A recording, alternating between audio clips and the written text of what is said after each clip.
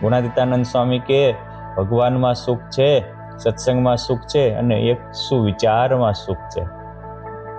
હોય તો ખરું, પણ એ લેવાનો વિચાર તો આવવો પડે ને.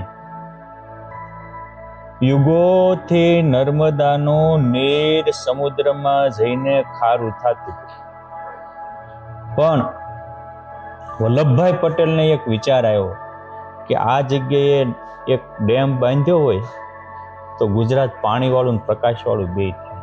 અને પછી વિચાર આવીને અટક્યા નથી, એ વિચારને સાકારિત કરવા પ્રયત્ન કર્યો છે. પણ કહેવાનું રાજુભાઈ, એક સારો વિચાર આવતા યુગો જાય છે. કેટલા? એક સારો વિચાર આવતા યુગો ગયા. વહેતું નર્મદાનું નીર સમુદ્રમાં જઈને ખારું થઈ જતું. એ એક વિચાર આજથી સમથિંગ 75 વર્ષ પહેલા આવ્યો અને એ વિચારના બીજને રોપ્યું. આજે નર્મદા ઉપર સરદાર સરોવર બન્યું, એના કાંઠે સ્ટેચ્યુ ઓફ યુનિટી બન્યું, ગુજરાત પાણીવાળું પ્રકાશવાળું થયું. ક્યારે એક વિચાર આવ્યો ત્યારે.